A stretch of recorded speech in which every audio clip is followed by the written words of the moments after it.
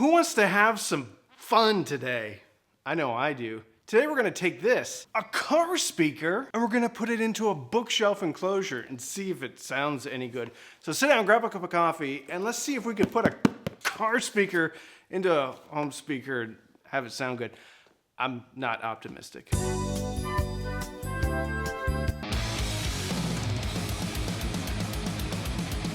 This is the Rockford Fosgate. Remember those guys? I have a lot of Rockford Fosgate equipment in my, well, it used to be my car. It's my son's car now.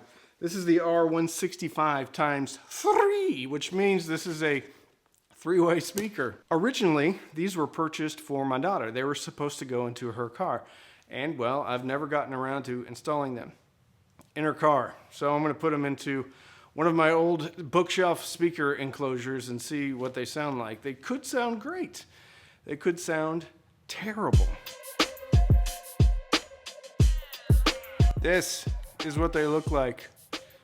See, 1, 2, 3. I think this tweeter, I don't know, half-inch tweeter, and I think it's an aluminum dome. The mid-range driver, I have zero idea how big that actually looks like a 1-inch mid-range driver. This magnet is not very strong. Here's a random Allen wrench that I found right there.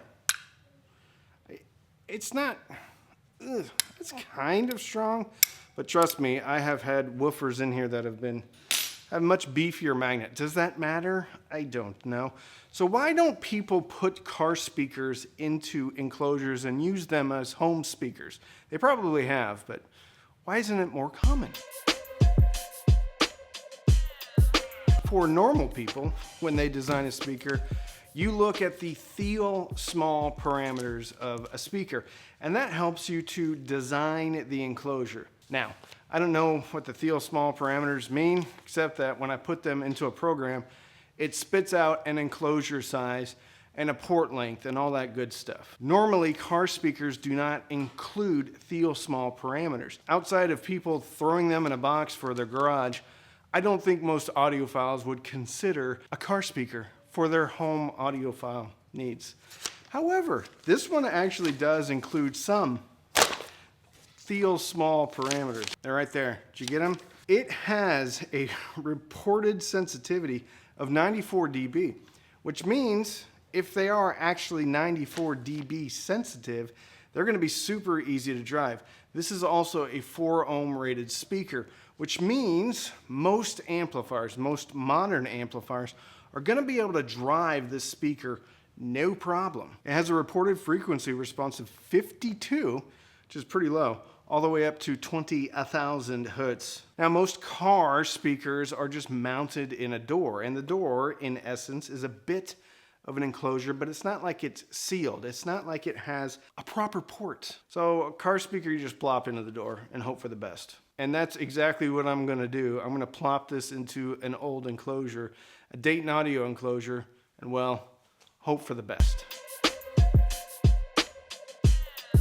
The good news is, comes with this fancy grill. And actually it comes with leads. This has spade connectors. So I'm just gonna take this wire run and mount it up to the banana plugs or the speaker binding posts on the enclosure of the Dayton Audio 6.5-inch bookshelf speaker. These speakers are $70, which doesn't sound like a lot. The problem is though, enclosures. Enclosures get a bit more expensive, and even a breakdown, they call it a flat pack type of enclosure, is pretty expensive. So some of us have old speakers laying around, and if we get lucky, the hole in the speaker is going to match up to the size of the car speaker. This one is 5.51 inches. Let's see if we get lucky. This is the Dayton Audio.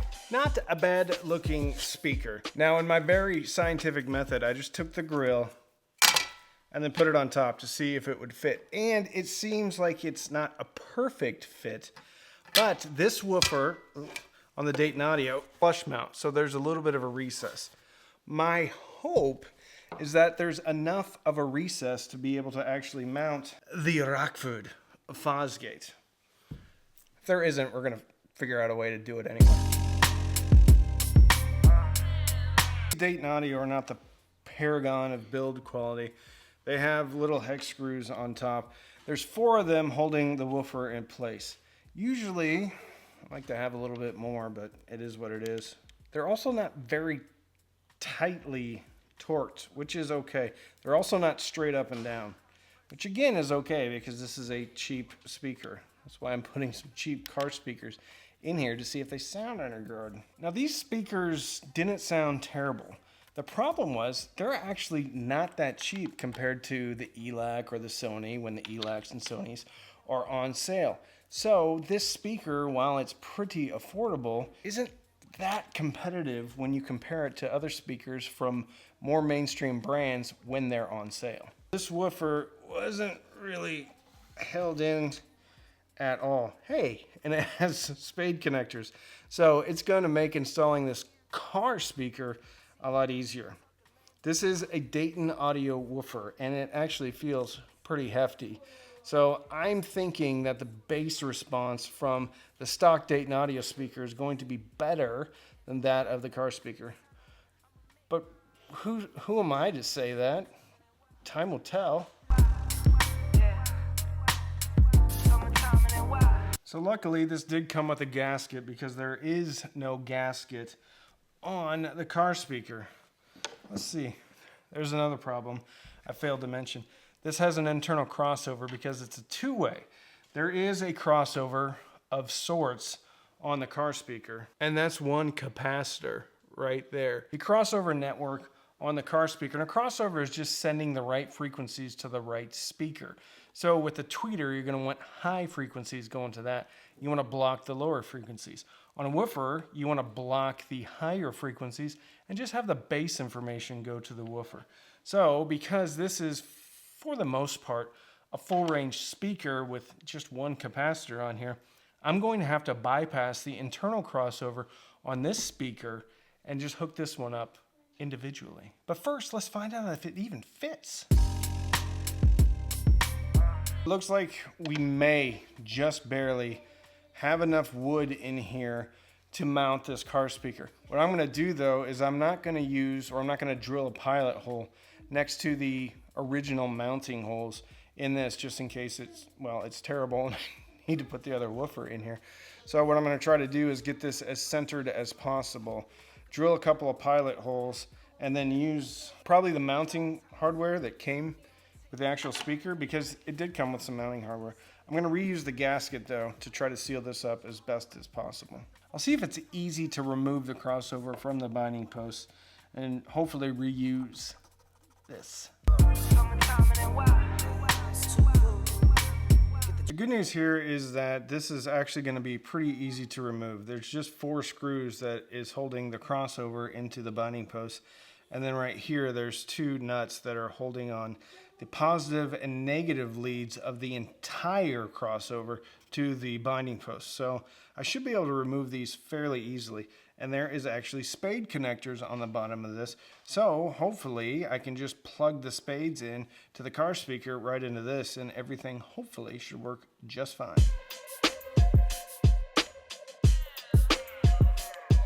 This isn't going to be as easy as I thought it was going to be, because these spades are a lot wider than the spade. Well, at least one of them is much wider than the spade that's included with the stock wiring harness for the car speaker. So we'll do our best. We'll figure it out.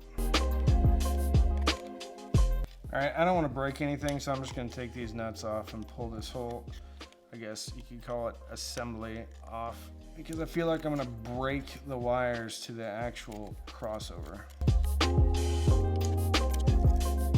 I just dropped the lock washer, which I do every time. I found it. I'm going to disconnect the leads to the tweeter. Just leave the tweeter in place. I know that's not ideal, but I don't want to. I want to have somewhat of a sealed enclosure and have only the port, well, being the port. And I want to be able to pull this entire crossover out.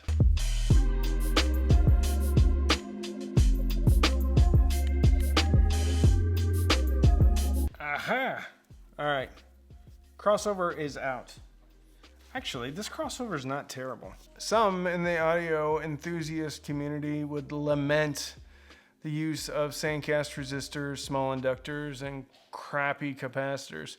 But from a functional standpoint, this crossover design is actually quite sound. There's an iron core inductor on the front of the base circuit. I believe this is the capacitor going into the tweeter circuit. Actually, an air core inductor going to ground, I would assume. And then here's a capacitor that's going to ground on the woofer circuit. So I assume this is a second order crossover on the tweeter and a second order crossover on the woofer. And then there are two resistors. I don't know what, it's probably bringing down the sensitivity of the tweeter to more match the woofer's efficiency. Not a bad looking crossover. I'll probably just put the tweeter in here. I know it's gonna resonate. I know there's gonna be a whole bunch of stuff. I just wanna hear what it sounds like, and I thought it would be fun. I thought maybe you'd like to go on the journey with me. This tweeter isn't terrible either. And you can buy all of the woofer and the individual tweeter, I think, standalone from Dayton Audio, which is the Parts Express speaker driver brand and the speaker brand. So Dayton Audio is simply using their own components and putting them into an enclosure and then designing a fairly straightforward but effective crossover with it. I don't think the car speakers are going to sound very good in comparison, but what I'm going to do is I'm going to run mono into both speakers, and then I'll switch the speakers back and forth, see which one sounds better.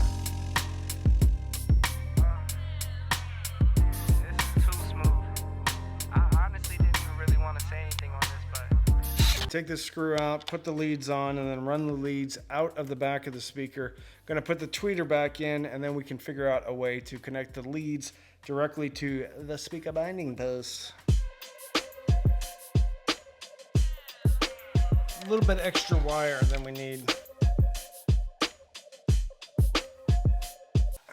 All right, woofer in. The one thing I will say is this is a lot lighter driver than the included Dayton Audio. This Dayton Audio is actually pretty beefy, so I do not think we're going to make the same bass response from the car speaker as we will from the Dayton Audio.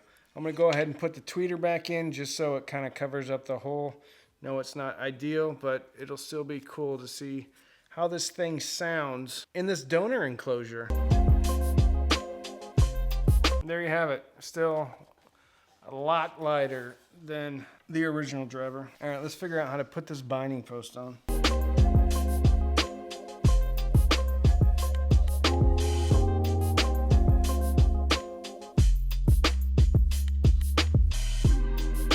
All right, I finally got it done. That's what happens. As soon as I turn off the camera, it works out just fine. All right, this thing's ready to fire up. It actually looks pretty cool in here. Obviously, if I was doing this permanently, I would cut out a hole with a circle jig that would be exactly 5.51 inches, which is the diameter of the cutout on this thing. But we'll at least find out. Doesn't sound bad. All right. That's a calibrated thump right there. Yeah, that's 51 hertz for sure. How do they sound? Do they go toe-to-toe with a bookshelf speaker or even a cheap Dayton Audio speaker? No, they're terrible. I mean, it's all mid-range and treble. And I don't even know if this tweeter is actually working or if it's just there for decorative purposes. It is super efficient though, very efficient. I have another speaker hooked up that, well, is less efficient. And man, oh man, could you hear this thing screaming. No bass at all. Now, to be fair, I didn't design an enclosure that would probably maximize the woofer on this thing. But there was no bass to speak of. None. Even if there was, it was so forward in the mids and treble that I don't think it would have mattered. Now, that kind of makes sense if you're driving around with 65 or 70 dB of road noise. You'd want the mid-range and the treble to kind of peek through a little bit of that ambient noise. But as a home speaker, no, not at all. Maybe if you put some heavy duty cap on the front end, maybe it would reduce the, I don't know, maybe it would push the mids and treble down to meet the bass, but no way. This was a terrible idea. It doesn't remotely sound good, and now I have to put back together this Dayton audio speaker. Luckily, though, there's spades. Bad idea. Isn't good at all. So if you want to support the channel, you can sign up for Patreon, patreon.com/cheapaudioman. Every Sunday night, we have Patreon-only Zooms, Patreon-only Discord, Patreon-only Facebook. You can use the links in the description. Those are affiliate links, which means if you click and you buy, you get a commission, but it doesn't cost you anymore, so let's go ahead and support the channel. You can also sign up for Rune, Amazon Music, or Tidal, links in the description. Even if you quit, I still get a couple of dollars. So don't binge watch anything on Netflix or Hulu, and definitely don't put a car speaker into a home speaker enclosure because it's going to sound like garbage. At least this one does. Binge listen and fill your soul with happiness. And with that, I'm Randy. I'm the Cheap Audio Man.